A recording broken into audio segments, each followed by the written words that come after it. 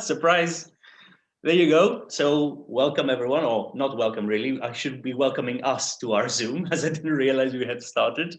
So thank you very much for being with us for this second installation of the Beyond the Balcony Organizing for European Solidarity series of calls that DiEM25 is organizing. The concept behind the calls is that the coordinating collective of the movement has a series of conversations with our organizers, with our activists, with our elected representatives in different countries around Europe where the movement is active, in order to better understand what the situation is in that country currently, to reflect on the consequences of COVID-19 and of the incoming economic crisis that will follow it, what our movements, our pan-European, transnational, radically democratic movements' role should be in this country, and how it fits the broader DiEM25 pan-European project and the pan-European political situation that we find ourselves in.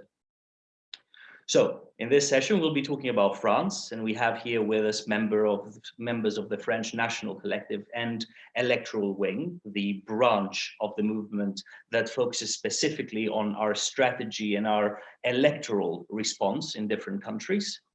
And I welcome them all and I thank them for being here. I'm also aware that some others will also be joining us as the call progresses. Looking forward to that as well. Without further ado, I'm going to give the floor to one of the co-founders of DiEM25, member of MERA25, member of parliament for MERA25, our Greek electoral wing, for a bit of a brief introduction before we jump into the main story of the evening, which is France. Yanis Varoufakis, over to you. Well, thank you, Eric. Bonsoir, everyone. It's wonderful to be with you, because this is what we do. We are a transnational movement. We're not a federal movement.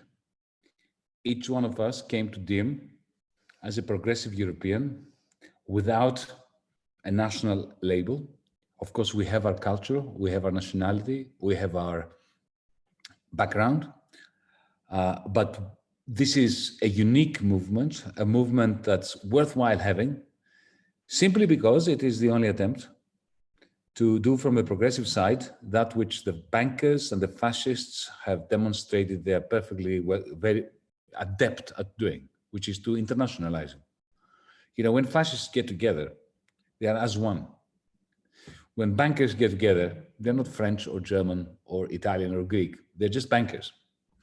The only ones who have not managed that so far are progressives. And DiEM was set up to confront both the fascists and the liberal establishment that is pursuing policies feeding the fascists, confront both of them as a different side of the same coin. In other words, to confront that coin.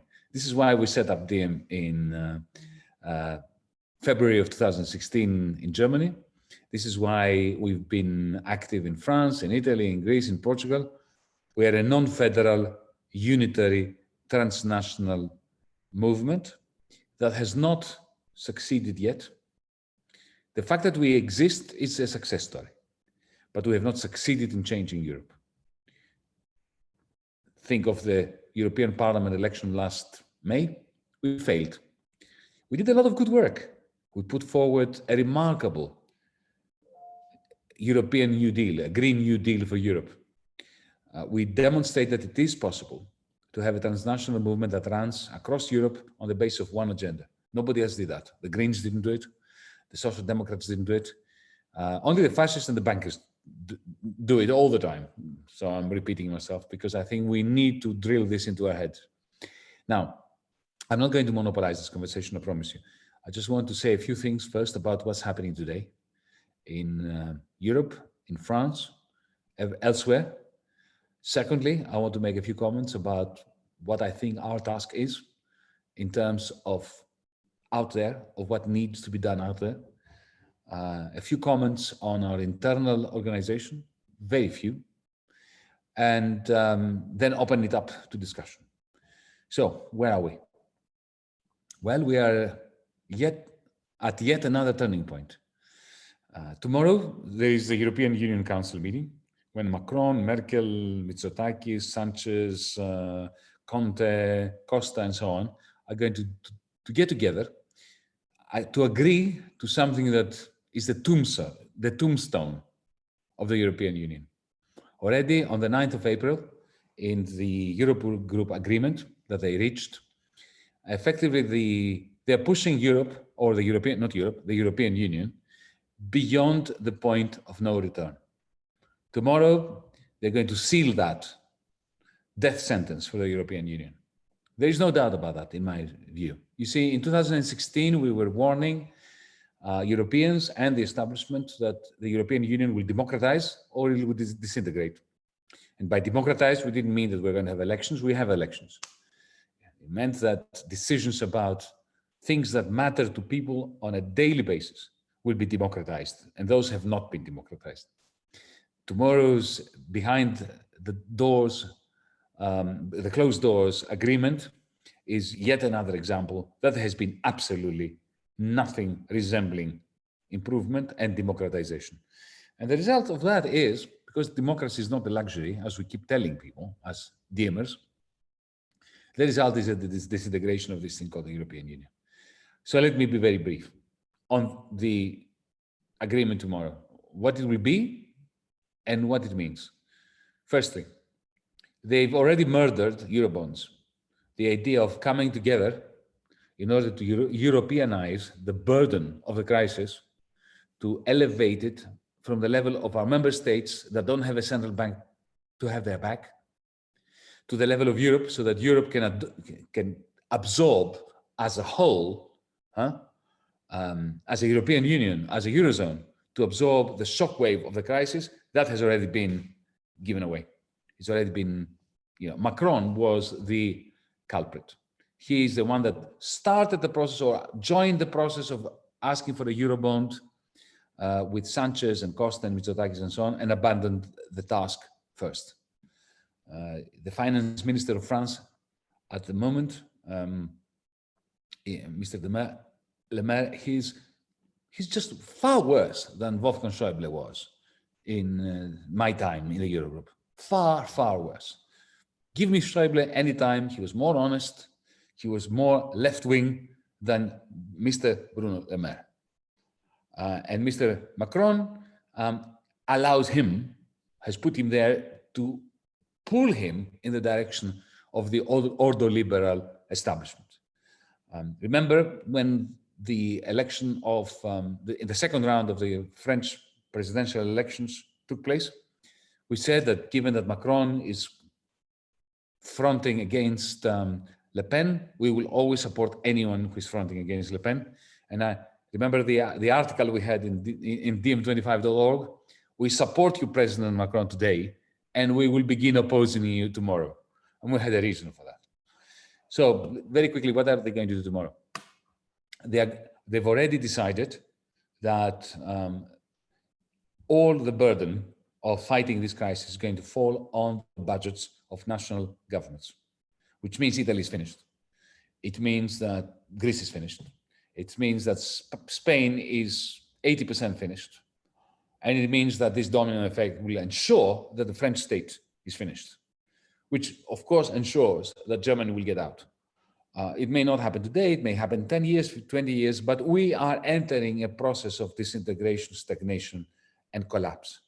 The only way they can prolong the existence of the euro is by clamping down on the working class by means of huge, gigantic austerity, which is used as ice that freezes the situation, because if they don't freeze the situation, like, a corpse, the disintegration, the smells will start, filling the room. But tomorrow they're going to make a triumphant exit. Tomorrow they're going to make a declaration that Europe takes its time, but in the end gets there. And look at us. Today we agreed to have a recovery, post-pandemic recovery fund, they will call it. They may even bandy about €1 trillion. They may say, maybe, I don't put it past them to say, we're going to have 1 trillion, 1.5 trillion to spend on the recovery, and everybody will go like this. until they look at the detail, you know, until they look at the small print. And the small print is that all that will happen is that they will allow the European Commission in Brussels effectively, to borrow on behalf of member states. And those loans will fall on the member states. This is what they're going to do. They will lever them up. In other words, expose the member states with even more debt in order to make up a large number that will sound like a European Marshall Plan. But the difference with the Marshall Plan is that the Marshall Plan was a gift. You know, France got money, not loans, money. Take the money and run. Germany was given money by the Americans. Greece was given money. Italy was given money. This Marshall Plan that they will announce tomorrow, it won't be a gift. It will be yet more loans that will be mounting up on the existing unsustainable debts. And tomorrow, or actually next year, when Berlin has managed to overcome its deficit, its fiscal deficit, its budget deficit, when they are back to zero, or black zero, as they say, you know, a small surplus, then they will come to France, they will come to Italy, they will come to Spain, Greece, and so on, and they will say, now you need to go to zero. And that will mean majestic, magnificent, disgusting, toxic austerity for all our people. So, of course, the European Central Bank has the capacity to keep printing money, to keep lending our states, turning our states, including the French state, into a zombie. And you remember what the zombie is? It's a dead corpse that is kept alive superficially. That's what our states are going to be. Like the banks have become zombified, Societe Generale, BNP Paribas are zombies because they are completely, they have tubes coming out of their, you know, thing of science fiction. Societe Generale has a tube coming out of its neck connected to the European Central Bank. That's what the French state is going to be like as of tomorrow. The Italian state, the Greek state.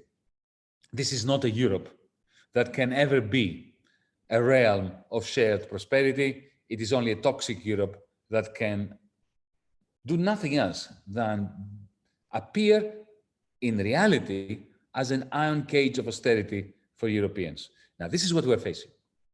This is why DiEM is here, because from day one, we were saying, this is the natural repercussion of what you're doing. The virus has simply sped up the process. It's the process that was happening in any way. So this has simply intensified, accelerated, deepened a pre-existing process. So I come to us now, DiEM. We had the right analysis. I still believe that we had the right policy of constructive disobedience. That, you know, what we say is, okay, this is what you could do to save Europe. It's doable, it's legal. You can do it even within the awful treaties and regulations of the European Union. Why are you not doing it? And at the same time, being disobedient, saying no, no, no. They say no. You saw in the last few Eurogroups, the Dutch finance minister doing a reverse Varoufakis. It's not my expression. It's a Financial Times expression. In other words, being the only one in the Eurogroup saying no. Okay? Why was he saying no? Because he did not want a unified Europe. So our position should be exactly like the Dutch minister's position. We say no to the things that divide Europe. To the Dutch finance ministers, to the German finance ministers, to the French finance minister. So that was all correct. But we failed. We didn't elect a single member of the European Parliament, and we have not grown. So now the question is what we do. I'm not going to answer it for you. I'm just leaving it out there to be discussed. I was forced to come up with some ideas about this question, simply because you may know that DiEM has produced a book last year called A Vision for Europe. And now we're coming out with volume 2, and I had to write the introduction, so I was forced to think about it. So I'll communicate these ideas to you. I think that if we do not manage to look out there into the world that is now in a state of flux, with capitalism being suspended by the pandemic, with the European Union at a hugely advanced stage of disintegration. And if we can't act upon this world and bring to Europe that which it always needed and only we could offer, which is a transnational movement, a movement which, I have to remind you of this because I'm speaking to members of the NC, I'm speaking to members of the electoral wing. Let me remind you what we decided when we set up DiEM, that we are not coming to DiEM as Greeks, as French, as Germans, as Portuguese. We're coming as progressive European cosmopolitan patriots. And we have DSCs that are spontaneously created. We have members that don't belong to DSCs. We operate at the local, the regional, the national, and the European level. And now we've added the international level, the Progressive International, which is picking up steam. We will say a few more things about that. We do not want a federal DiEM.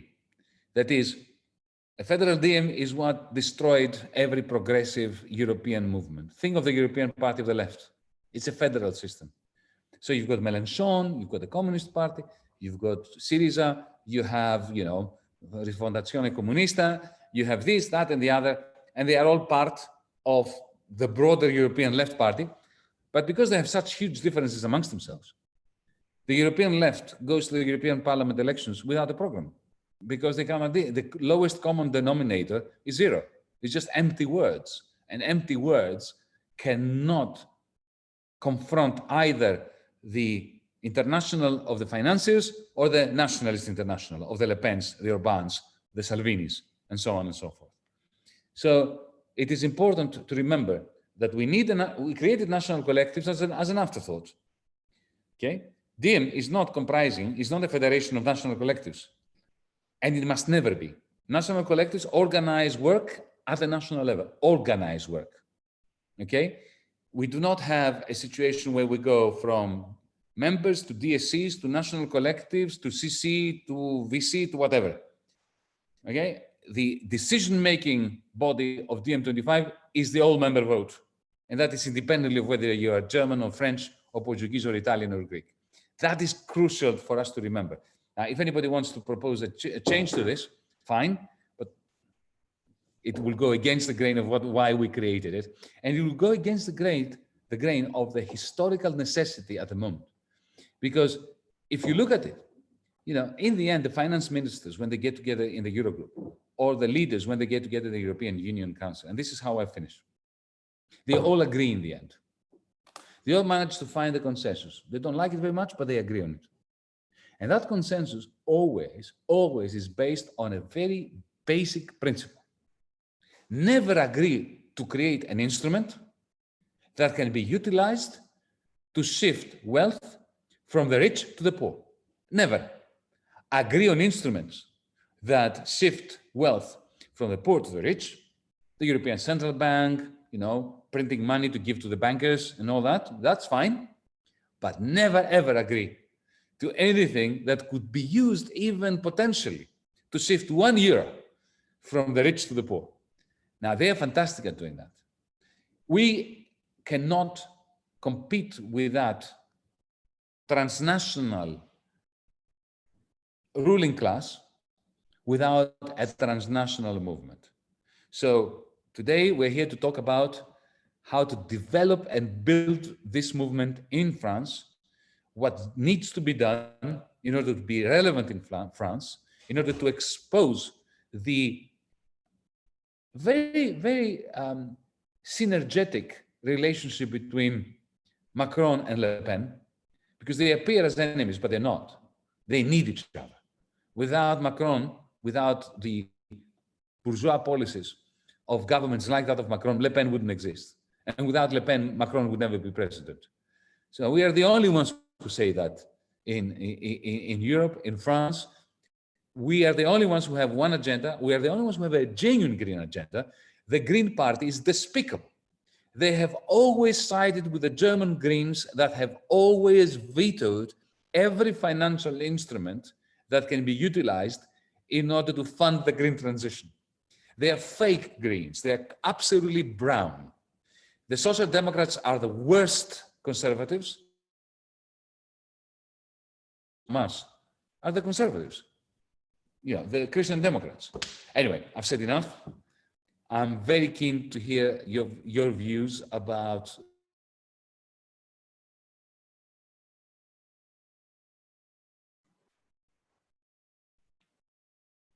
I assume that was Yanis's internet's way of telling him that he has surpassed his speaking time. Can everyone hear me at least? Yes. I said I finished. I know there was an interruption, but I think I've said enough. Okay, very good. Can everyone hear me? Yes, very good. We're back. All right, so thank you very much for that introduction, Yanis. Who would have thought back in 2008 when we started already speaking about zombie capitalism that we were only seeing the first phase, and that the actual zombie apocalypse would visit us a good 10 years after that. So now I will be opening the floor for a conversation with our members from the French National Collective and Electoral Wing. We will try and keep every intervention to 3 minutes now that we're done with the introductions. And to the best of our ability, we will try and have intermittently speakers who are men, women, and so on. Which means that now, despite what my chat is telling me, we are giving the floor to Emma. Emma, the floor is yours. Yeah, good evening to all. I'm happy that the CC has set up this call with the French DM, if I might say so, even if there is no French DM, but European DM or international DM, I would say. And thank you to Yanis to make yourself available. I think we are at a point where the French politicians are not actually knowing what they have to do. They admitted themselves. The Prime Minister spoke 2 days ago, 2 long hours, and couldn't say actually what they have in mind and as a plan.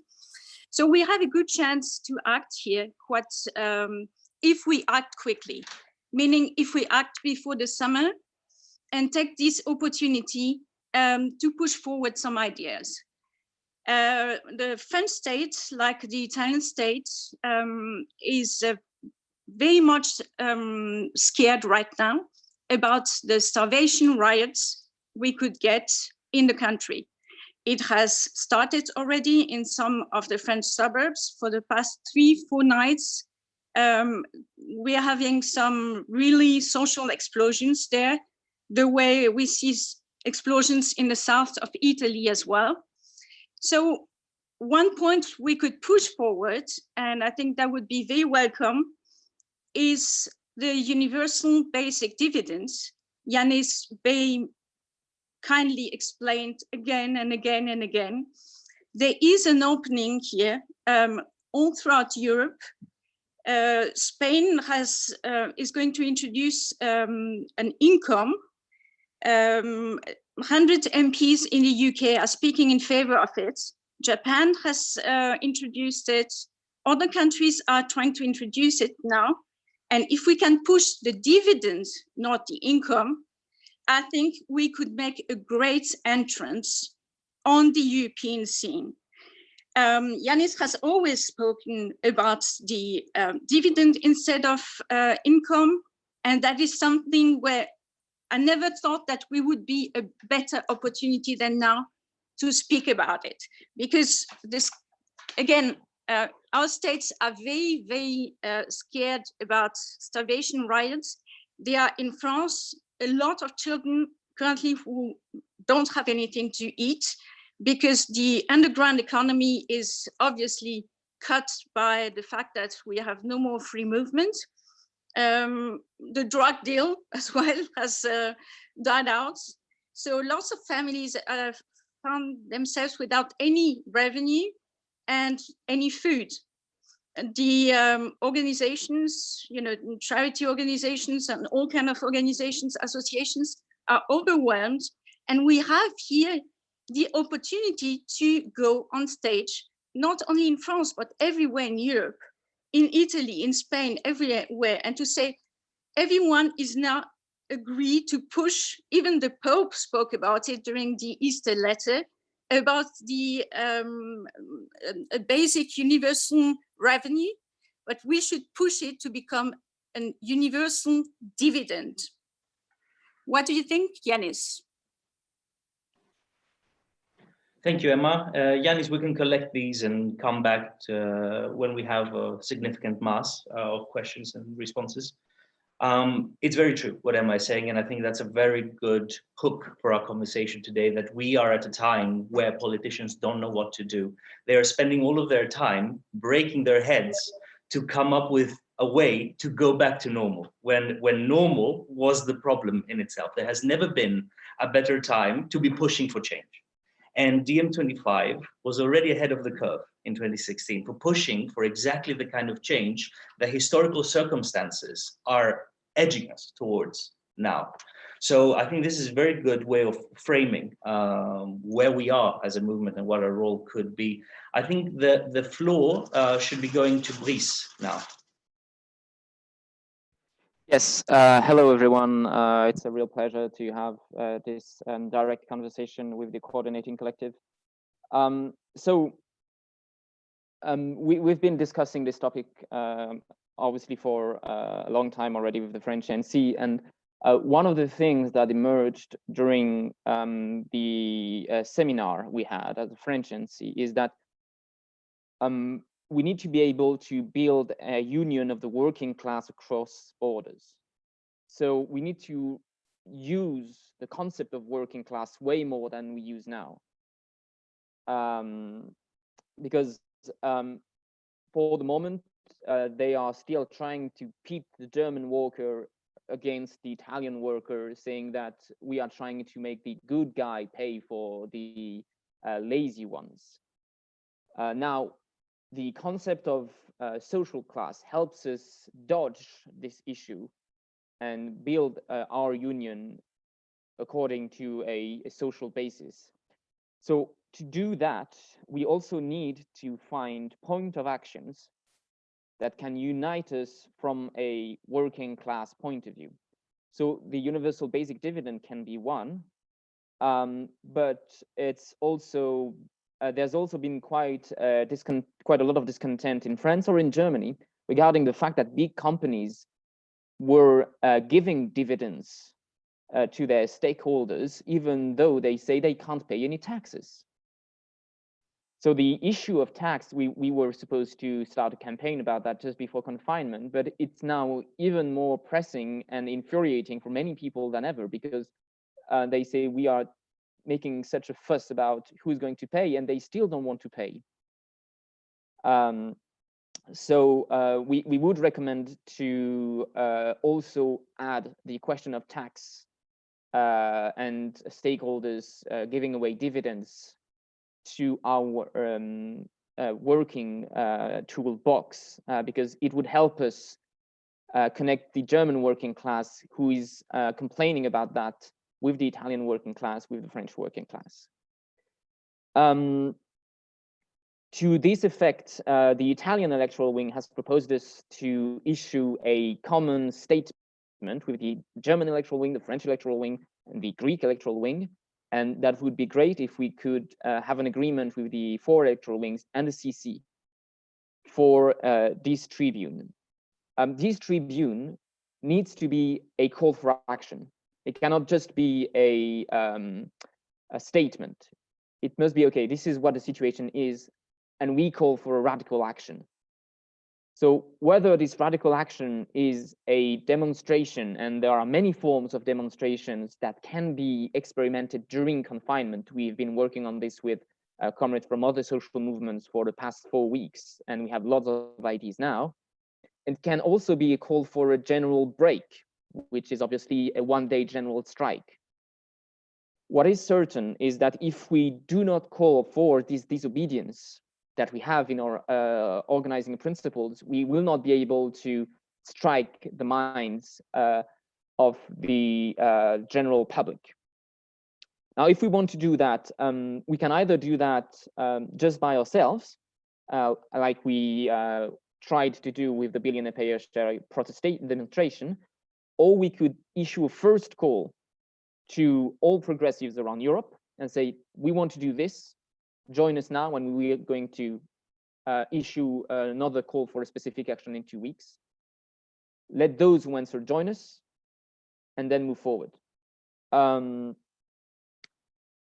In France, at least, the various parties of the left are trying to find common ground. So we have mails and mails and mails every day of common text that we are supposed to write. So I don't know if it's the same in other countries, but at least in France, there is a real thirst for a striking common action.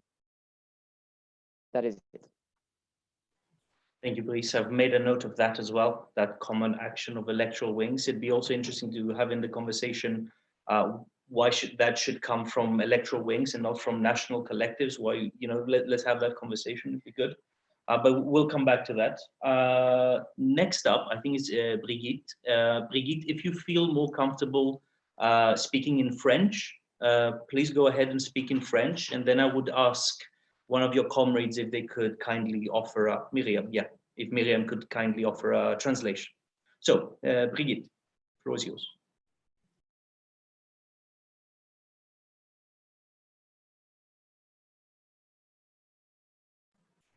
Brigitte, wait, I'll unmute you. There you go, start again.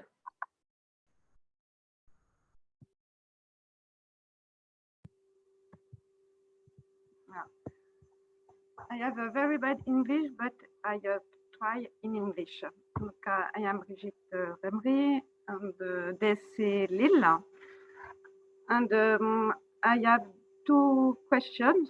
I would like to ask you two questions. In the first, in your opinion, what is the perspective for a European public service, and more precisely, an European public health service? How can Europe be put back on track in the development of service public? And the two questions, do you think that Europe will be able to allow every European citizen to benefit from an universal income? Do you agree with this? And what concrete action we can take within GEM25 to advance this vision? It's all. I don't. It's fine. First of all, it's a million times better than my French. So who am I to say anything? Also, I think that was perfectly communicated. We will get back to those points as well. But next up, I believe we have Nicolas. Merci, Brigitte. Thanks. I will follow what Brice said about the situation. I think one of the most striking features of the current situation is that we're in another period, another history than the post-Soviet collapse. The basic idea that there is another society beyond capitalism, that another society is possible, is back. For a long time, for almost 30 years, we had a very strong situation where a lot of people were criticizing capitalism, but very shy about the idea that something else can be done. The basic thing, which is very important at the time, is we must provide solution about the effects of capitalism, but also about its rules. If we don't address the rules of capitalism, we'll fail. And you know me, that I never find an opportunity to speak about workplace democracy. I think this is very important at the time, not only to focus about what is doing the European Commission and institution and so on, but also what happened in the corporations. And who governs them? What is the governance of corporations? I think, like we have seen in the US campaign, where there has been a beginning of criticize of the governance of entreprises themselves, what we've seen also, even in a minimalist way, in Great Britain, we must focus more about who runs the corporation, who runs the enterprise. And this is the perfect time to say we can see that workers do it more effectively than the capitalists. The capitalist class is not able to run the situation properly. Workers can do it. That's why workplace democracy, the extensions of democracy to workplaces, to corporations, is very important for post-capitalist society. So I think that's one of the things we must focus more in Gen25 in the next months and years. Thanks. Thank you, Nicolas. And that really echoes as well with one of the conclusions of the Prague Assembly regarding the post-capitalism pillar, which from what you are saying is less of a post-capitalism pillar, more of a post-capitalism umbrella under which all our other policy proposals and pillars need to fall under. It's a new way of reconceiving the DiEM25 project and our approach towards politics and our approach to the European project as follows. So unfortunately, I've been waiting for potentially having another woman who'd like the floor, but currently that is not the case. So we have to excuse ourselves and break our rule and give the floor to Germinal. But hopefully we'll have a woman coming up afterwards. So Germinal. Yeah. Hello, everyone. I thought Miriam was going to speak, so I'll try to get my mind clear. I think that what Nicolas has just said is quite interesting and quite important. The fact that, yes, not only in France, but in other places in Europe, people are talking more and more about the failures of capitalism and the fact that society will be different in 2021 than it was in 2019. And that is, we have opportunities to seize in that. But at the same time, we can also hear a lot coming from different political parties or different sectors of society in France or in other countries in Europe, tendencies that go quite clearly towards the right. And in the situation that is very, very, very somber that Yanis has described at the very beginning of this meeting, I can't help but thinking that one of the problems we have in France is that a lot of people in France, amongst the workers, amongst the population in general, and possibly also amongst capitalists and shareholders, is that France is now quite clearly a second zone country within Europe. It is the leader in a sort of a way of well, it's the failed leader of the Southern coalition, but it's in the South. France is going to be hit very hard by the austerity measures that are going to take place in the near future. So one of the questions I think DiEM should, as a transnational movement, one of the things DiEM should try to debate about, precisely to find the best political elements to put forward, is how not to be trapped between the possibility of a Southern European Union that some people started talking about recently, and the complete fall of all the union in a lot of mini states with mini stakes and with a lot of austerity and oppression. How can we rebuild our internationalism, our European internationalism in that situation? I mean, I think we really have something to work on here, precisely because a lot of people within the left in Southern Europe are going to fantasize about a union of poor Southern states, which would be like, I mean, I can't even imagine what it would be like in terms of poverty and you know, energy spent on nothing. So how do we rebuild our internationalism in this situation where we have, yeah, a possible disintegration of the union, or possible bad reconstruction, wrong reconstruction of a Southern Union.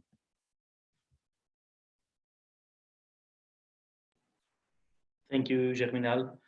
Turns out we absolutely did not have to break our rule earlier. It was just the moderator's fault for not seeing one of the women.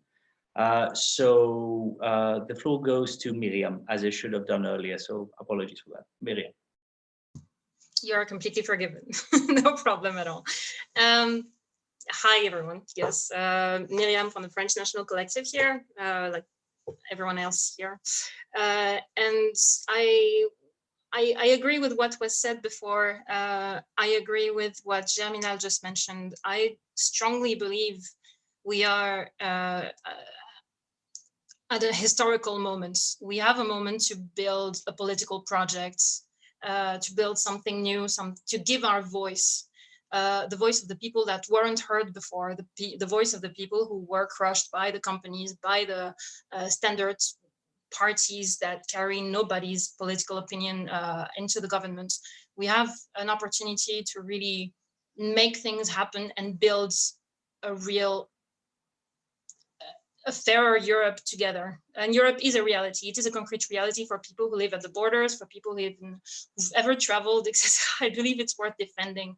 And I'd like to take less of a political stance here and more of an organizational stance. Just extending a hand to everyone that is listening to this consultation here. Again, we have the chance to build something, and this anyone can contribute to building this project, meaning developing relationships with partners, with your neighbors. If you want to do something to make this a fairer place, this is your shot. We have a moment, we have to seize it. Carpe diem, I want to say, but we have a moment to seize, and this is a project that has to be built by everyone here. Everyone has a shot, everyone can bring their little contribution, little or bigger, and I really genuinely invite you all to be part of this project, to be part of this discussion, to build it with us, and to take us to the next Europe, to a fairer place for us and our children. So that's it, just extending a hand to everyone. Thank you, Miriam. And I can tell you that there are a lot of very willing hands waiting to be embraced. We have a lot of questions in the forum, and they all revolve around the same axis. And that axis is essentially, what can we do? You know, there's a question, how can French members help in pushing the current national governments to support Eurobonds if the EU is in an advanced state of disintegration with zombie national economies and national governments essentially being kept alive through austerity? What can we do? There is a lot of this, and there are very few easy answers to this. The answer is closer, in fact, to what Miriam said. The answer is to get together, to have calls like this that connect us and help us through this connection to start building something together around common missions like the M25, for example. So I think, you know, a lot of people are like, oh, we need to build connections. We already have connections, you know, this is one of them right here. So we just need to start working on them and building them and fleshing them out. So thank you for that. I think the floor now will go to Jacques, and after Jacques, I will try and get one of our CC members to start responding to some of the things we've already heard. So Jacques, the floor is yours. Yes, thanks. Hi to everybody. I apologize for being a bit late, but there was a huge queue at the drugstore, so I had to wait. So I will address a few points. First thing is, today many people are saying, well, after the coronavirus crisis, nothing will be the same, and which is not true, because it can be the same or even worse. A number of people, including the French Employers Organization, the MEDEF, are working at worsening the things in the future. So I mean, we must campaign about that. We must be very active about that, because it is not a given. It's the contrary. So if we want if I want to see what kind of policies we should have, the first one should be to campaign for European solidarity, and including you know, campaigning for Eurobonds, for you know, more solidarity in Europe, and I think it's an important issue right now. The second point is, as we discussed with Nicola when we discussed about the post-capitalism issue, we think that as he said, there must be a change in the governance of companies, but I think we should take the opportunity of attacking first the health sector, because it is shown, and there is a big scandal at the moment in France, but it will probably be a European scandal about the you know, business-owned care homes for elderlies, and they have been behaving, having very bad decisions, you know, withholding the masks and putting their employees at risk. So I think that we should push for to campaign for a transformation of the health care sector into cooperatives and especially what we call in France cooperative of general interest, because I think it's the best way to introduce, and we have a window of opportunity about that, because the public opinion is very, very angry about that. So the idea could be to start with the sector to promote new forms of companies based on the principle of cooperatives, but what we call in general interest cooperatives, and then it could lead to more changes in the future, and start being at least a post-capitalist health sector. And finally, I would address, if I may, one issue, which is we will have regional elections in 2021, and we have to discuss, maybe not today, but we have to address this, because you know, regions in France which are a bit like Länder in Germany, or you know, different names in different countries, but they're a basic element of Europe, and I think that's very important issue to be able to have a strategy for the regional elections. I'm through. That's fine, Jacques. It's fine with the time constraint. I was mesmerized in equal parts by your very interesting points and by the fantastic background you sporting. So that's Lyon for you. Lyon, I see, representing proudly. So I would really like to hear also Yanis's thoughts. There's a funny anecdote here. The day when we decided to name this series of calls Beyond the Balcony, Organizing for European Solidarity, Yanis published an article called Solidarity is the Last Thing That Europe Needs. And there was no communication between those two facts. So that was quite an interesting situation. So it'd be interesting to hear from Yanis, especially about this point as well, why he chose that title. So, but before we go to Yanis, let's jump to, I believe Simona had a stack. So we have Simona, then we have Yanis, and then we have Sisi. Simona.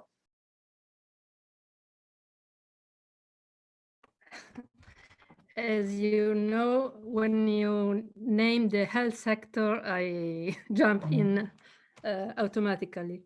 I disagree with you, Jacques. The only way to have and health sector that is for everybody is to have a public health sector, both on the financing side. It must be financed by taxes and not by assurance or mutuals.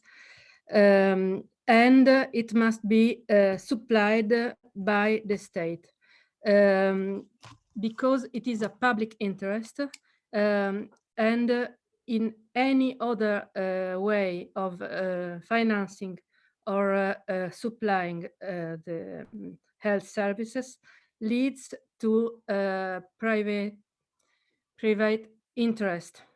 And there are health sector is a classical failure of markets. It doesn't work even on the economical, by the economical point of view. USA that are based on assurances not only have the worstest health results in the world, in the developed world, but also have the more costly health sector in the world. They spend on health just on the Medicare, the part of their health expenses that is from the state, as much as Italy spent. My data are quite old now, but 10 years ago, it was the same amount that Italy spends on overall all its health services. So no private supply, even if it's cooperative, and no assurances, even if it's cooperative assurances. Thank you, Simona. Thank you very much. I think Jacques would like to reply to that, but we'll get back to Jacques after we've gone through our next two speakers. So first, before we give the floor to Jacques, we have, I believe, Yanis. So Yanis, you're up, and then we go to Cici. Jacques is right in the sense that there's no doubt that the ruling class is very keen that very quickly we'll go back to business as usual. With one exception, lower wages, lower expenditure on public health, that's what they want. So even if they don't succeed in that, it is our duty not to go back to business as usual. After this we have to use this lockdown. We must be like the bankers and the fascists. We must not allow a good crisis to go to waste, because normality is a dystopia. And we have to make the point that humanity needs to use moments like the present lockdown to rethink its ways. Now, the second point I want to make. Allow me to say that I agree with Germinal. If I understood you correctly, I think I agree with you if I understood you correctly. There is a great danger that the south of Europe is going to coalesce, or at least progressives in the south of Europe will want the south to coalesce and to create a parallel European Union or a breakaway European Union. DiEM25 was created against that. It is a major error to believe that the way forward is to solidify the split between North and South, and for us Southerners to get together. DiEM25 was put together in Berlin, and it was not an accident. We went to Berlin to set up DiEM25 to signify that without the German working class, the German comrades, the Dutch comrades, okay, there's no point in Europe. And so allow me also to add a little vignette to this. Our ruling classes in the South, they really don't want that. You know, look, think of the Italian political establishment. What has the establishment in Italy been saying since the 1970s? Since the 1970s, yeah? Since the Christian Democrats were in power. They were saying, we know, to the Italian people, we know you don't trust us. We know that we are mafiosi. But, you know, let us be in government and we will tie you up to Brussels and Frankfurt and Berlin, and then you can get rid of us because you will be run by Germany. And that was the real narrative of the Italian bourgeoisie and the Greek bourgeoisie. The Greek bourgeoisie was saying exactly the same thing. You can't trust the Greek state. So give the Greek state to us to fuse it, you know, with Berlin and with Brussels, and then you'll be free of us. So the last thing they want is a union of the South, and the last thing we want is a union of the South. We are going to break down this North-South divide by forging strong bonds with progressives across Europe, especially the north of Europe, because you know what? There's nothing worse than being a German worker these days, working a mini job. Huh? In Italy, things may be bad, in Greece may be bad, but you know what? It is worse to be in Hamburg working a mini job as a German worker, because it's a very harsh society. And it's colder too, but forget that for a moment. Third, Brigitte, you mentioned universal basic income, and so did Emma. Look, as you said, universal basic dividend has been part of our European Green New Deal from the beginning. But maybe you noticed that we went a step further with the beginning of the coronavirus crisis. You remember the 3-point plan of DiEM25 that we came up with 4 weeks ago? I'll just mention one of the three. The European Central Bank gives 2,000 euros to every European citizen. And this time, not even as a dividend, just print the bloody money and give it to people. And, you know, this crisis has unveiled how eminently doable this is, how manageable it is. We don't have to argue that it can be done. You know, Hong Kong did it.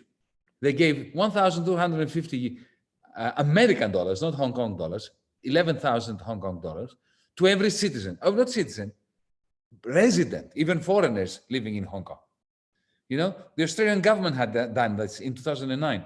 Donald Trump is sending, you know, 1,200 American dollars to every family in the United States. Okay, he's doing it because this is the price he has to pay in order to give $500 billion to his friends. But he's doing it. No one can say it cannot be done. It is being done. So the universal basic dividend with helicopter money have to be fused together. It must be part of our campaigning. We were the first ones to come up with it. Okay, and the difference with Amon, with our friend, and with Piketty and all those people, they've been talking about using the tax system.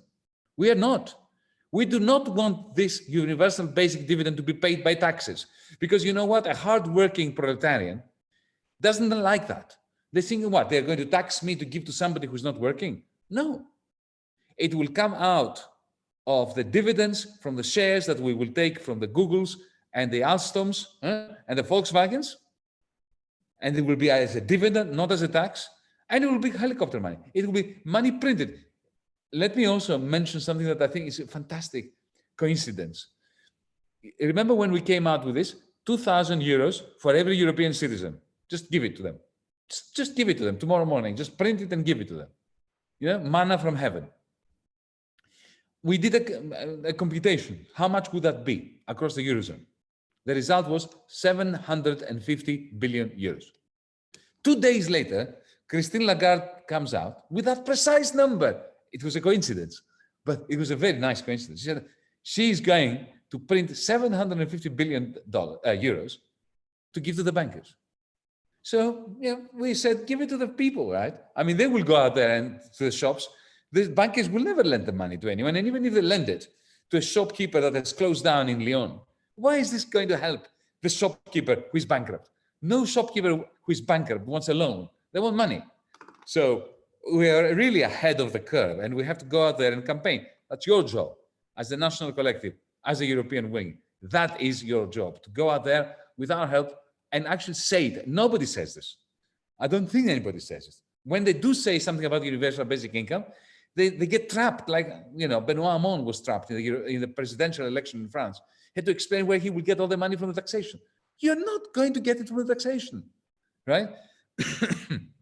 Okay, now let me go straight to the question that that Brice raised. No, actually, I'll go to the public health question, because this is an important question. Both Simona and Jacques, hugely important question. Look, the only answer to this is that, yes, as Simona said, this has to be a public health service. You know, very boring. It has to be boring.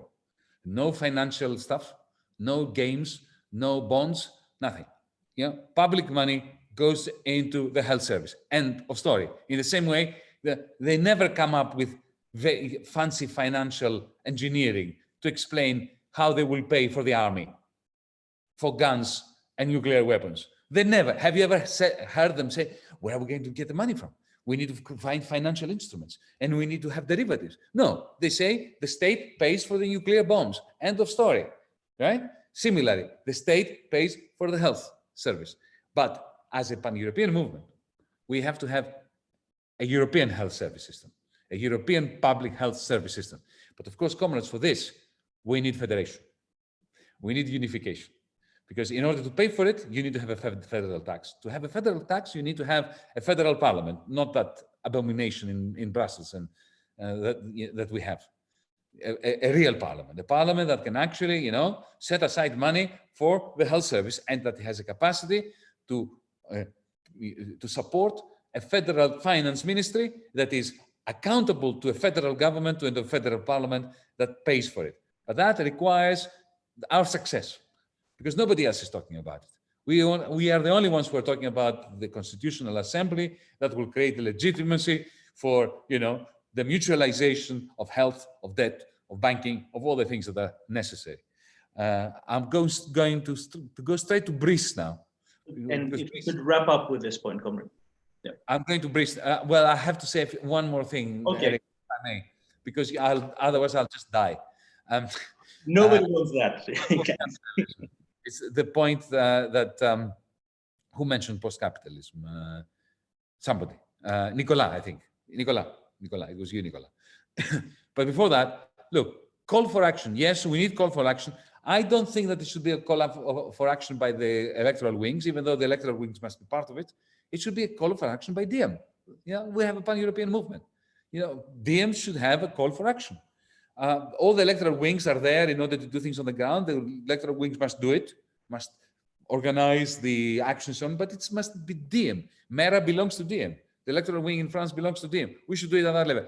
But what kind of, we must become very radical and very innovative when it comes to strike action. Can I share a thought with you of what kind of strike action I would like to see? I would like to see a strike action that involves not only the trade unions in some company, but a customer's strike. Almost everything now is being sold through the internet. Take Amazon. You know, when Amazon workers strike in some part of the United States, or in London for that matter, or in Frankfurt or in France, because there are Amazon workers who are striking as we speak, right? Why can't we lend them support by saying, okay, Diem organizes in support of the striking Amazon workers, a 1 day of inaction in Europe. What do I mean by a day of inaction? Nobody buys anything from Amazon on this day. That will be the greatest hit against Amazon. If you cut off their sales for 1 day. Now that is a fantastic, you know, do you know how many people would cotton on to that? Even people who buy stuff from Amazon like I do. If there is a campaign across Europe, across the world, you know, on such and such day, 1st of May, nobody buys from Amazon. Do you know what this was going to do to the share price of Amazon? If it is in support of workers in Amazon. So anyway, you want to strike action? Think big, don't think small anymore. Trade unions, yes, but customers are more powerful than workers these days. And now I'm coming to the question of post-capitalism. Jacques talked about creating some companies that operate on the basis of, as a cooperative and so on. And Nicolas talked about the importance of moving in thinking in terms of post-capitalism. I want us to go further. I'm going to be putting forward this idea that I've been working for a while now in my head, but I'm going to be putting it sometime in November when I'm ready. I'm not ready yet. I'm just sharing this with you. This is why I said I will die if I don't communicate this idea to you. I think we should have a campaign of banning share markets. Banning all share markets, not having a cooperative sector. Banning any company which is not cooperative. And let me put it very bluntly how this could be done. Okay? Ban the sale of shares. You join a company, you get one share. Like, when you are a student and you enter university, you get a library card, right? You can't sell it, you can use it. When you are out of the university, you lose the library card. You go to another university, you get another library card. So one share, one worker, one vote. No share market. Think about it. Because Jacques, whenever cooperative companies were created, even when they were successful, and they've been successful in the last 200 years, in the end, they were gobbled up by capitalism. The more successful a cooperative company, well, we can have this discussion, but I'm telling you, from the people, there is no way that the cooperative sector will gobble up the capitalist sector unless we ban share trading. In the same way we banned human trading, right? The whole world was based on slave trading. Now, but nobody can even imagine of proposing a human slave trade. We should reach a situation, we should start a campaign where it becomes just as unimaginable that shares are traded.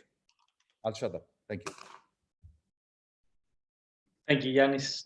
No, I mean, the brain fluids are flowing. So who am I to stop that beautiful process? Is why we're having these calls in the first place. So thanks for that intervention. I believe now we had Sissi coming up, and then we have Jacques, who now also has a couple of things to respond to from Yanis as well. And in good French fashion, I see Yanis is having wine. I hope it's French. You're muted, comrade. I don't know what you said. Okay. Hi from me. I'm very happy to see you and hear your problematics, which was very interesting in my opinion, because they hit at the right spot, which is the need for post-capitalism. I think that the vast majority of speeches somehow were sort of pointing towards this direction. I must say that I don't want to get into specificities about post-capitalism, but I find that post-capitalism should now become an umbrella kind of direction or focus on the part of DiEM, as Eric suggested, not just a pillar. And in my opinion, this should take a higher priority. Perhaps, therefore, we might need to shift the priority towards post-capitalism, by which I do not mean only the economic aspect, which I'm not an expert because I'm a literature person and I'm teaching at the University of Athens English literature and culture.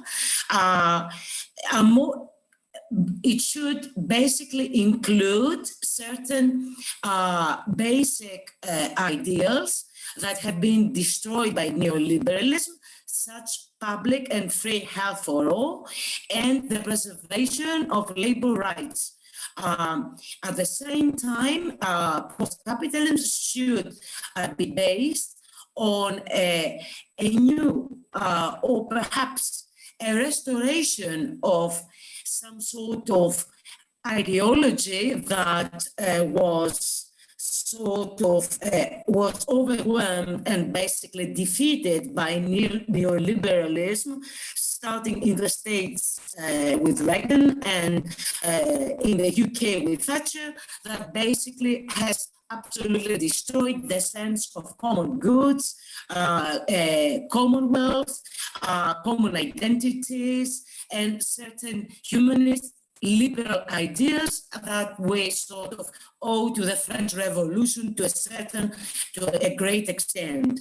In other words, what I'm trying to say, I suppose, is that because neoliberal hegemony has been fractured because of the virus, that proved the need for the restoration of these ideas, like free and public good, free and public education, especially universities, where serious research is being done and has been sort of neglected or diminished by private sort of capitalist interests in the area of research. Things like, the flexibility of labor relationships, all this have been called into question because of the epidemic. This is, in my opinion, a very sensitive moment when perhaps the balance could be tipped in favor of the ultra-right wing in Europe, because it could, the EU's failure to respond to this demands and feelings of the people for something beyond and outside interest, money, and capital. It might be taken as an excellent example and chance by the Eurosceptics and the ultra-right-wing people to push towards the dissolution of the European Union, the return to the nation states. There is a high possibility that this will be achieved if we are not cautious.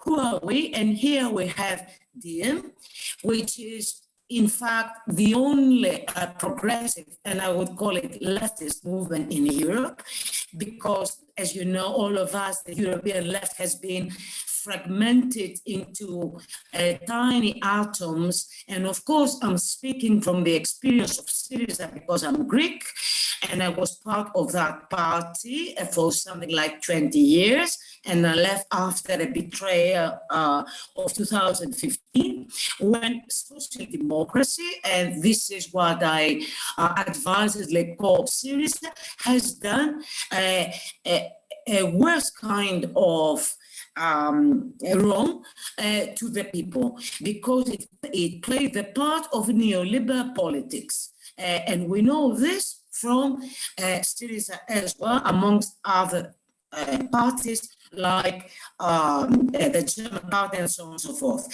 So it's high time that we, as the only progressive and leftist movement, constitute a program, in inverted commas, around the post-capitalist umbrella issue, which would sort of play an important role both in our individual countries and on the European, trans-European level, and perhaps the idea that Brice had suggested, which I also support, of having a day of action or a call for action for the restitution of the labor rights. Yanis's idea about Amazon is also wonderful. We have plenty of time to think about actions like this, but with one quota, that our ideological sort of agenda would be the preservation of those public and common goods that became so politically important and again timely in nowadays. Thank you, and I'm very sorry for my long speech. Thank you. Quite right. We needed a woman to counterbalance Yanis's long speech. So I think now we've made even. It's very important points also that you've raised. You also called DiEM25 a leftist movement. That's not something that we officially call ourselves, but also there's a question here on the chat on YouTube saying that we, and he says here that we are left. So we as the left are not very good in outreaching. And this very concept of post-capitalism, post-capitalism is in many ways a euphemism for communism. And yet when we talk about the post-capitalist pillar, we don't mean a communist pillar in the traditional sense of the word. Otherwise we just call it that. And, also I've been getting messages, Eric, why do you use the word comrade all the time? And, I'm a leftist, and you have a leftist right now moderating this discussion. If you have a green, you'd probably get the word comrade used less. And it's a beautiful thing that DiEM can accommodate and house all of us under the same roof, and that's what I call people that I respect and I love. I call them comrades. That does not in any way mean that we are an exclusively left movement. And to be a movement with this kind of an identity issue is exactly where DiEM needs to be for being a movement trying to battle neoliberalism, coming out of the 90s and everything that meant, what happened to social democrats around Europe and around the world. DiEM is exactly where it needs to be, and fighting this identity issue is part of the project. So it's nothing to shy away from, I think. Okay, so that's my brief little interlude. Excuse me for abusing my moderator rights. We're going back to the chat. And on the chat, I believe I have coming up Jacques. And Jacques would like probably to respond to a couple of things that have already been said. So we have Jacques, and then we go on to Emma. Jacques.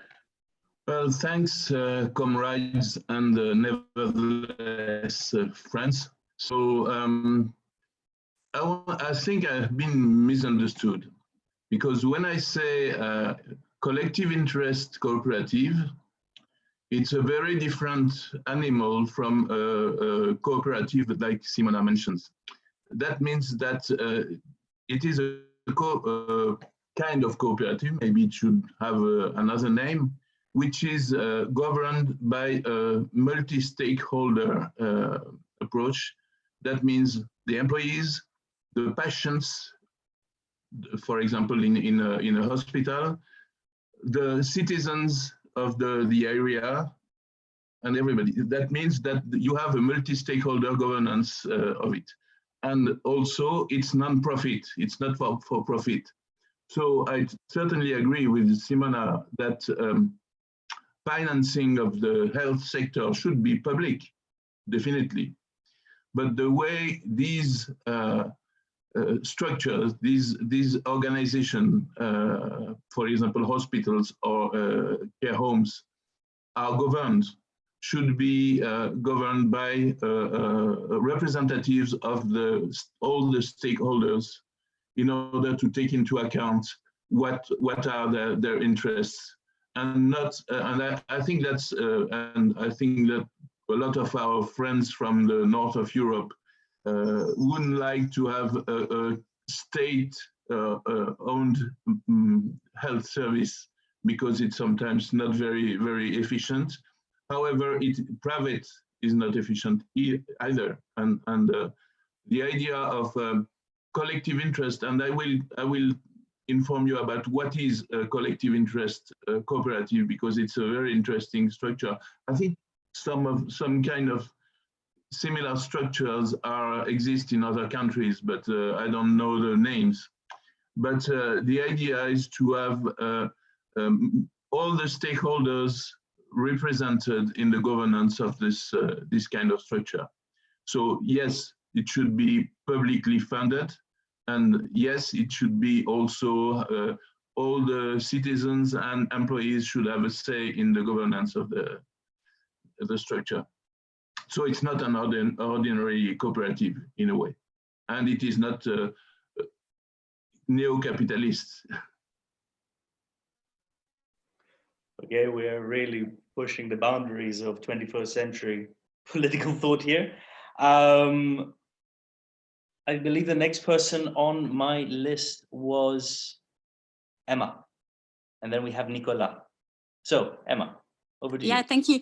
I welcome Yanis's proposal to boycott Amazon for one day, but I would be more radical and say we should call, and that's what I had done on the Telegram today, to boycott Amazon altogether, as long as it doesn't pay fair taxes, a fair share of taxes, as long as it doesn't respect fair working conditions and so on.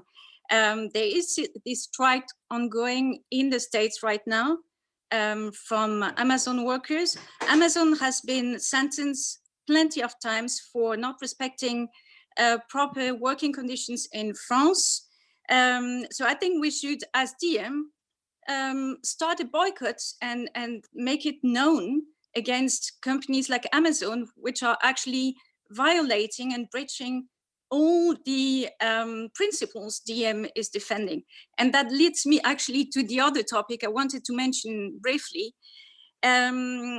What is also, I would say, what binds also currently all European countries in the negative way is the fact that the public freedoms are being stepped on by the governments. The governments everywhere in Europe, and when I talk to my German comrades, to the British ones, to the Italian ones, the same comes back everywhere.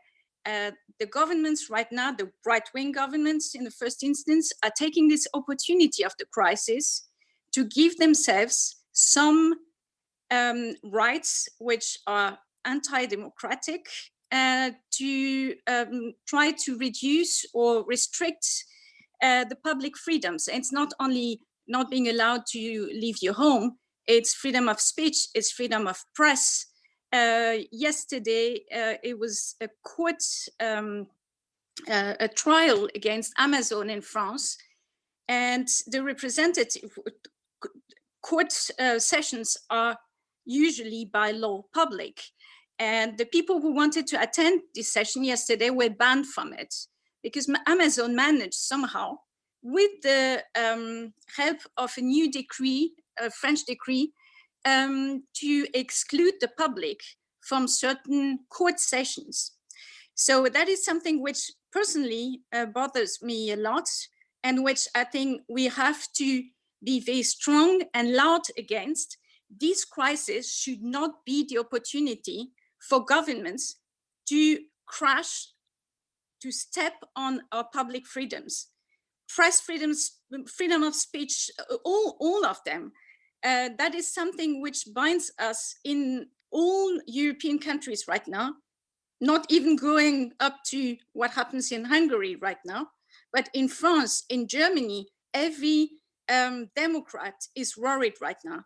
And we should, as DM, be loud about that as well, and right now before it gets too late, because the worry we have is that what is being sold to the population as a temporary restriction will last post-crisis. It's very difficult to go back. So we have to be loud right now and defend our basic freedoms before we lose them forever. Thank you. Thank you very much, Emma. Up next, I believe we have Nicolas. Nicolas. Thanks. The debate or discussion about the health is very interesting, I think, because this is exactly the debate we should have with the left in Europe about what to be done, what should we focus on. For sure, health is a very difficult sector to finance, and probably it should be financed publicly.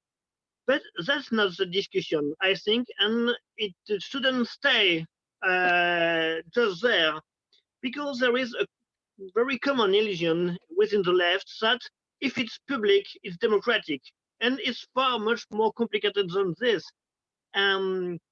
When you see how function an hospital, I think Brigitte can tell us, if you see how function public health, mostly the situation currently is exactly like private sector.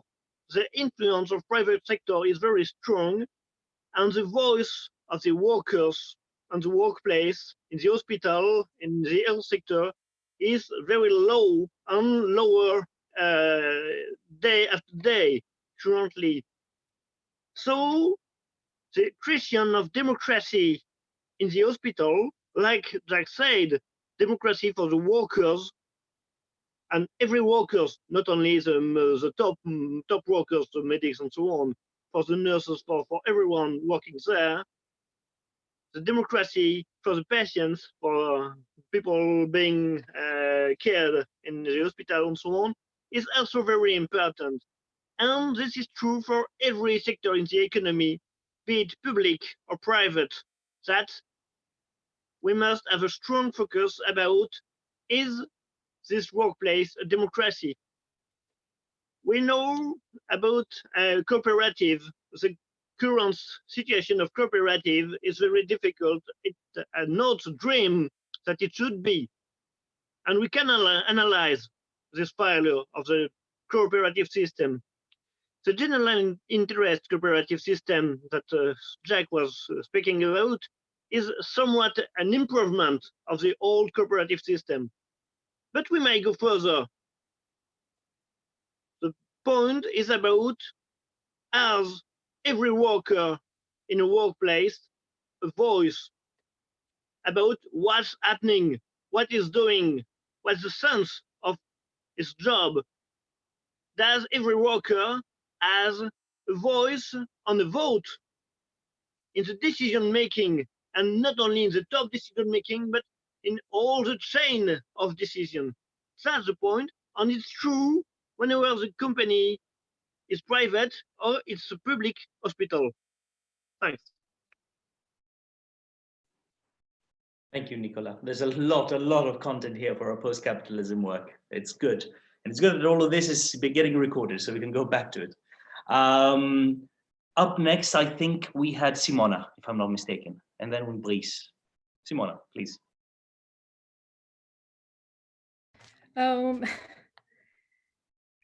If it's public, it's democratic is not the point.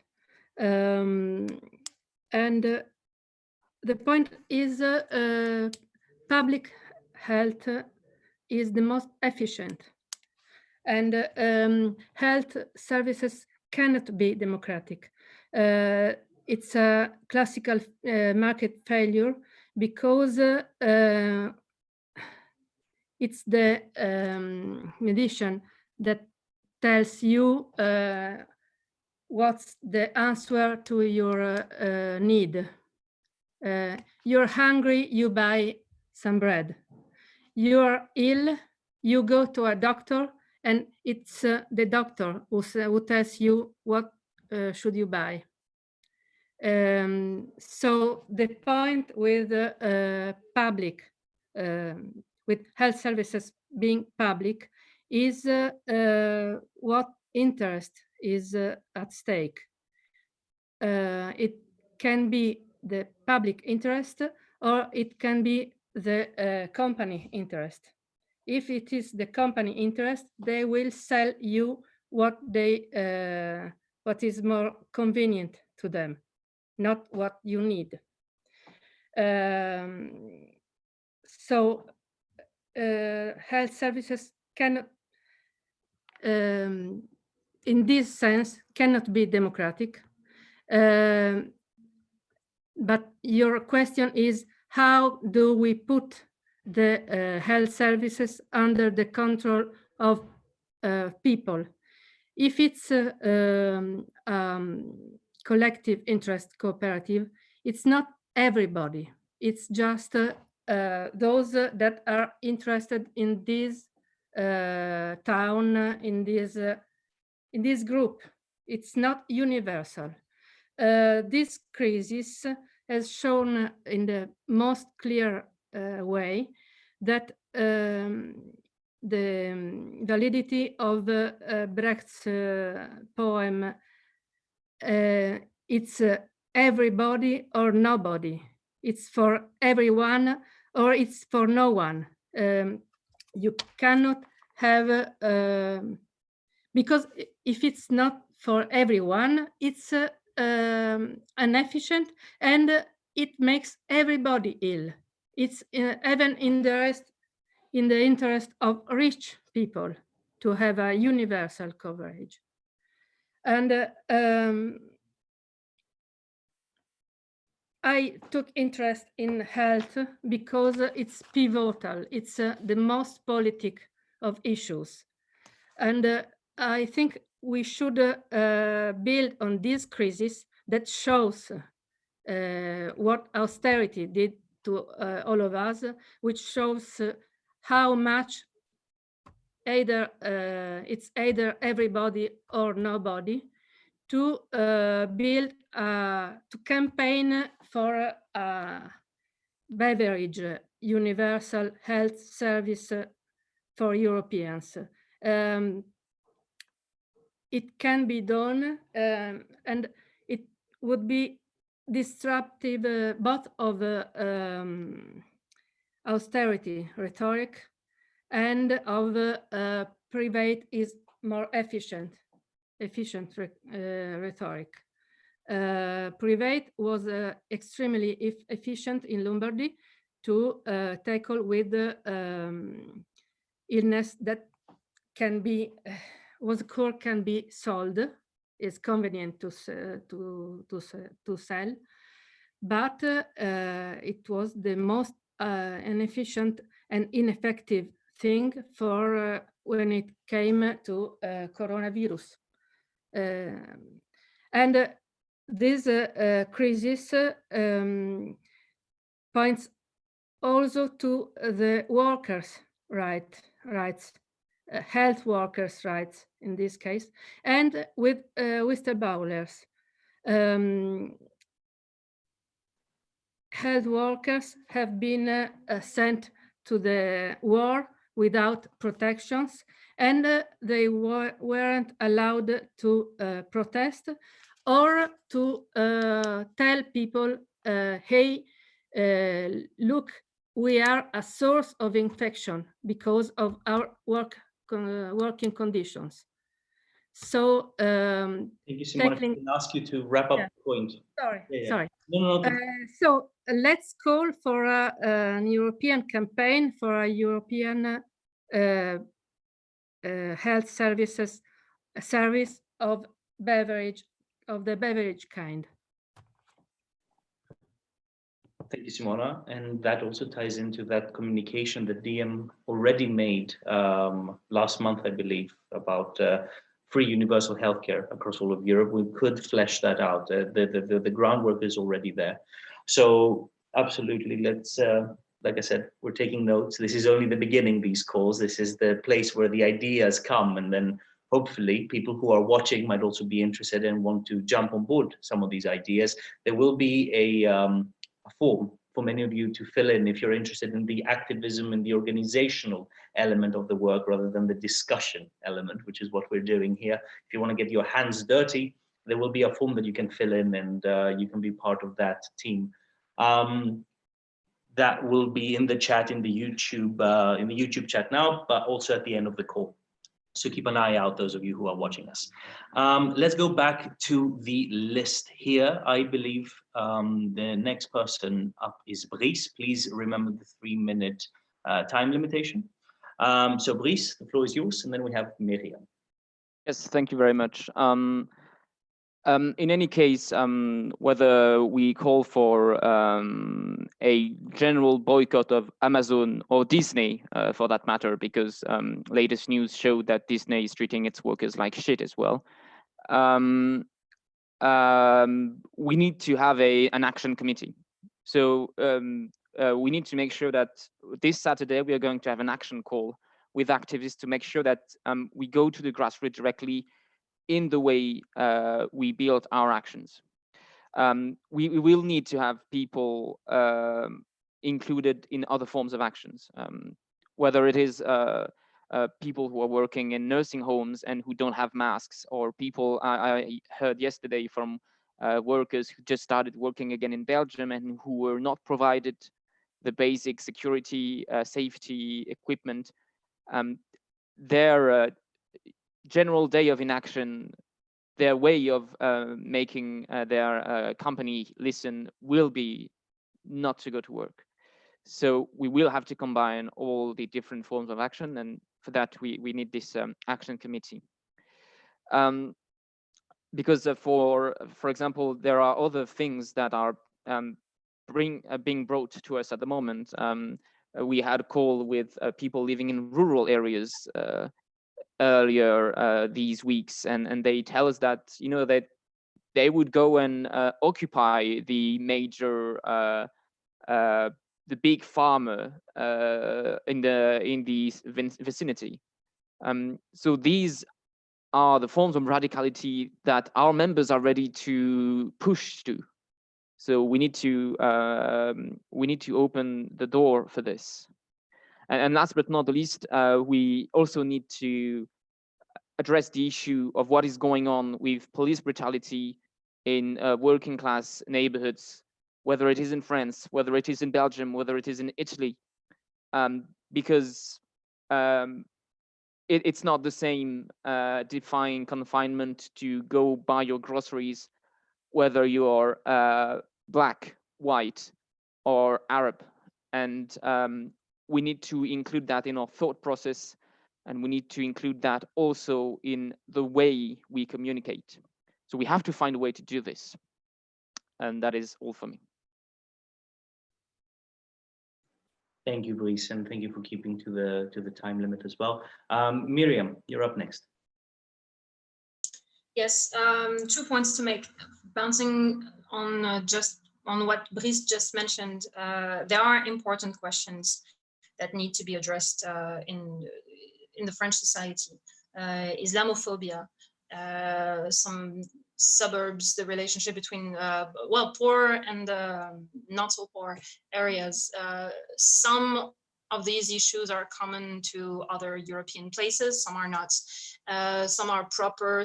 There are some typical French debates, as in any country, you will have some cleavages, some lines, some fault lines that need to be addressed, and we need some of the answers to these questions. So I completely agree with what my comrade Brice has just said. The second point I wanted to make was in line with my much more practical comment from before. Everything that you mentioned is fine by me. All of the campaigns need to be launched and need to be as impactful as possible. If we want to have an impact with a boycott of Amazon, if we want to have an impact on any type of action, we need mass. We need a critical mass. And we need to make our voices heard in every ditch, in every article, on every stage, in every place, to every ear that will listen, from one-on-one to the media, to personal blogs, to mass actions in your face that get picked up or something, to elections. And this brings me to the role of the electoral wing in France. We are preparing, as my comrade said before, we are preparing the elections for the regional elections in spring 2021. Fingers crossed that they happen in this timeline. We are preparing the legislative elections of 2022 as well. This is the very, very beginning, as you can imagine. However, we need to position ourselves, especially Macron is really trying to occupy all of the Europhile, like he's done for his last election. He's trying to call Europe his, and to occupy this spot. It is not his. We have another European project to defend, and this is what we need to bring to the fore. I see all of the YouTube comments right now. There are many things that make a lot of sense. Please join us and make this a reality. We need a critical mass, and we can't do this without the support of everyone. So let's do this. Indeed, and that's also a topic that we touched upon in our previous discussion with our Italian coordinators. You know, the fact that if you really want to implement change, you need critical mass, and getting to that critical mass without sacrificing your principles and your values in order to, that's the whole game. And being able to do that and still being able to offer something new, something different, and not getting lost in that process of bringing people together, that's the whole game. And that's something that we constantly need to be working on and adapt and work on again and adapt again and so on. It's a never-ending process. So thanks for that. I can see a couple of more stacks in the chat. We'll take 2 more interventions, and then perhaps we should start edging towards a wrap-up summary. We have another 20 minutes left. So coming up next, we have Germinal and then Brigitte, starting with Germinal. Right. I would first like to say to Yanis that he got me well on the South European Union issue and the fact that it is. I think that it is a threat, and I think that it is a threat precisely within France, where we have some forces that would, I mean, within the left or outside the left, on the other side of the right, we have some forces that would really love to imagine some sort of a mini union of the poor with Salvini, Le Pen, and Mélenchon. So I think that we could, well, we should, as the M25, and I think as the one of the main voices, not the only voice, but one of the main voices of DM. I think that Yanis should possibly say something about this, express something about this, precisely also because, and it is not a criticism, it is the way the press works, etc. But very recently, Yanis, some of the things you said in the press were distorted, mainly in titles by Spiked, by some other people, and I mean, we're getting a backlash on this. We're getting a backlash on this in France from people that are, well, some people that we would like to be able to convince, like Lordon and people like that. So I think maybe maybe we need some outspoken, clear message on these issues from DM and possibly from Yanis, because we're facing backlash on this. And I think that this is a major issue. Like we can't, I mean, we have to fight the idea of a union of the poor, and because it's not a union of the poor, it would just be a very, very poor union, and it would be something terrible. So I think that yes, we should try to work on that, on rebuilding a clear internationalism, a clear internationalist message within what we say. And I think that climate issues, societal, as we say in French, issues like what Brice has just said about well, gender, race, etc. When all these things, we should try to, you know, say again exactly who we are, and say what the left means. And because I think that we are the democratic European anti-austerity left, and maybe we should make it more clear that this old word left means something, and possibly we should use it a little bit more. And what I've just said, by the way, I mean, okay, Nicolas knows the joke, but democratic European anti-austerity left, it makes deal in English, and I quite like it.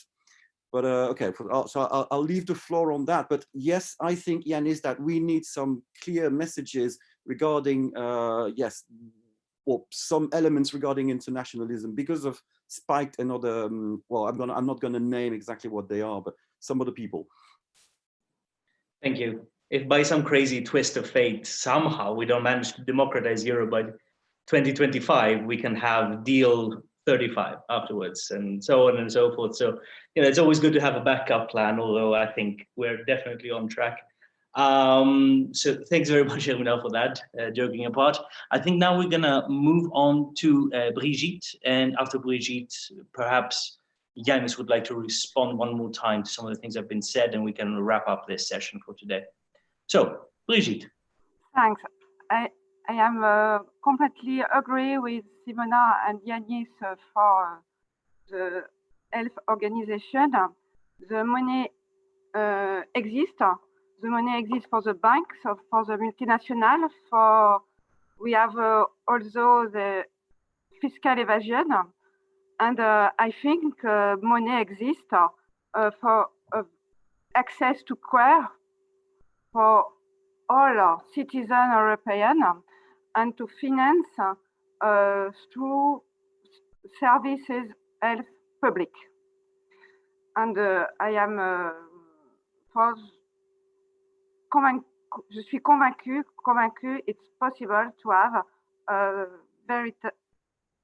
true service health public. Thanks.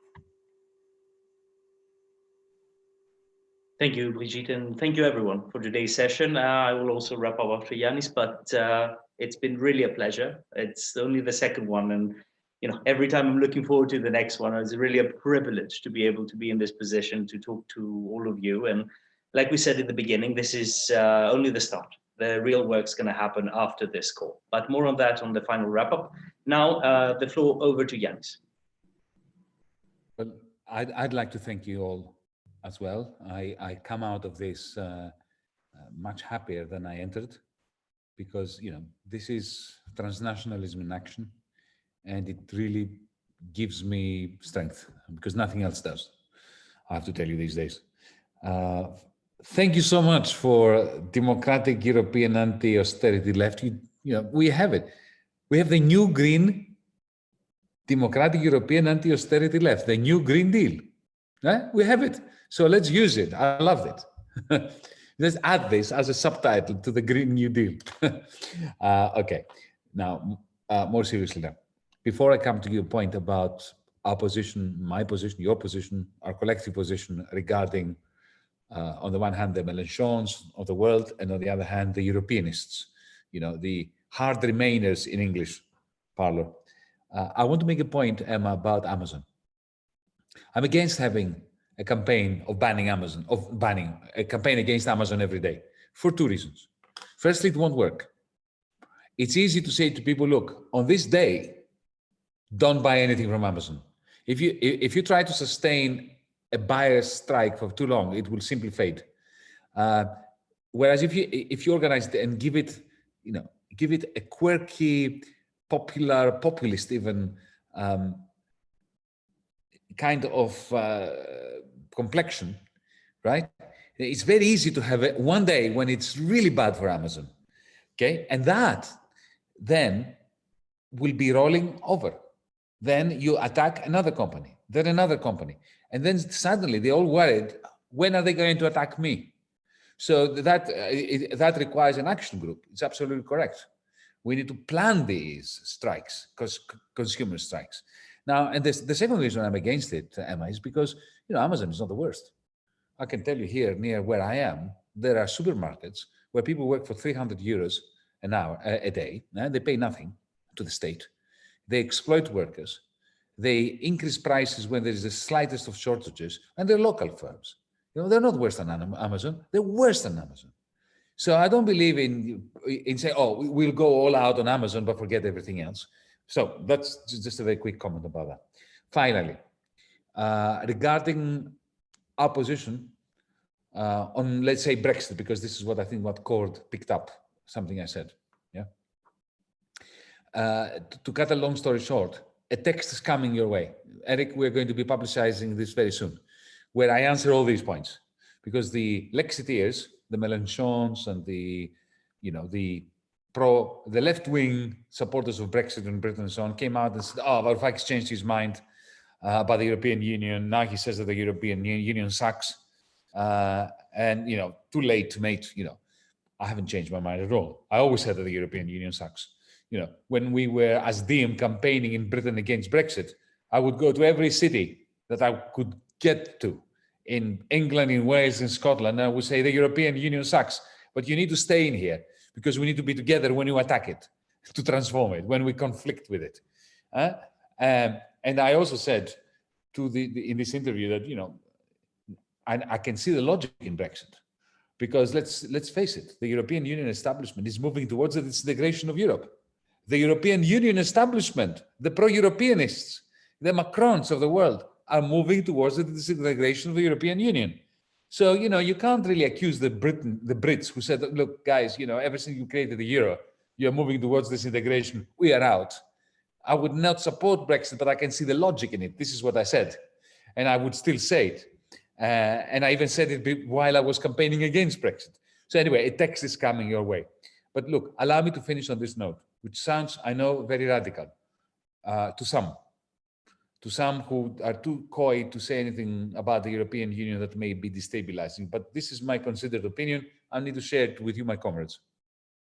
Look, the Dutch finance minister, the German finance minister, the Bundesbank, Deutsche Bank, Siemens, Volkswagen, right? All these people, not Macron, but these people that I just mentioned, they would rather destroy the European Union than allow for any redistribution of wealth to the poor. They wrap themselves up in a European Union flag and say, we are European. European Union, is the best thing since sliced bread. But they will prefer to destroy the European Union to defend the interests of the oligarchy. Comrades, we must be prepared to destroy the European Union in the interests of the many. We're not going to propose it. And we're not Mélenchon, we're not Salvini, we're not going to go out there, we're not Brexiteers, and propose exit. The disintegration. No, we are going to keep proposing constructive disobedience. What needs to be done to fix Europe and to unify it, to have as we were saying before, Simona, and Jacques, how we're going to create a public service for the whole of Europe. This is what we're going to be going forward to say. At the same time, we should be prepared to press the button for the whole European Union to be destroyed if this is the only way of defending our people. In the same way the oligarchy are prepared to do it. So this is what I have to say to the Remainers. We have to, we cannot touch the European Union. Stuff the European Union. It's people that matter. It's human beings that matter. The European Union is only good to the extent that it helps, people.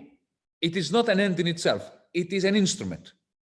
We're not going to prepare to destroy this instrument because if we didn't have it, we want to create it, not the way it is. But, we have to be clear on this. This is a pro-European position. The position that in the end we will always say yes to the Eurogroup is the most anti-European, toxic position one can have. Anyway, I've said enough. Thank you very much, Yanis. And on that point, from the experience of somebody who's lived at this stage against his will in Brussels, in the heart of the beast, if you like, I have been treated by nothing but contempt by dedicated Europhiles of the European bubble, of the people who would die for the European Union when I represent DiEM25. The only time during my period in Brussels when I was treated with respect by an audience and I was genuinely and honestly engaged by an audience in this city was when I debated a member of the European Parliament for the Brexit Party. And the audience came from followers of the Brexit Party. And this is something that should tell us a lot about who our target audience is and what a target audience should be. It is really, in many ways, the people who, and this also ties in with what many of you were saying about reaching out to the working class and reaching out to the less fortunate, to the people that are actually hurting by what the European Union is today. Those are the people that DiEM25 should be reaching out to. Those are the people that we are losing to the far right. It is not the convinced Europhiles of the Erasmus generation. Those are the people for whom DiEM has a progressive solution that not only gives them a serious, honest way out from the predicament that they find themselves in, but also stops them from sliding to the far right. So just that from our perspective here in Brussels. And it's very important that we talk to those people first and foremost. It is our political and our democratic duty and our historical duty, considering where we are today. So if you're one of these people who have been watching us today, or if you are interested in helping us reaching out to your local communities, to your city and your country, there is again a form that is being circulated. Please fill in your details and get in touch with us. This will also help all the people that you've been hearing speak here today.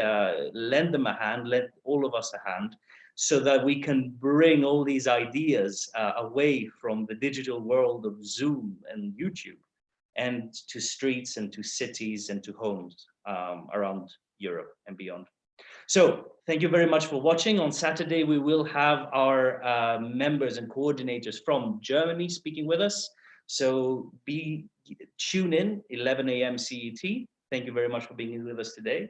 Take care, and thank you to everyone from France who was with us for this wonderful conversation. Take care, everyone. Carpe diem.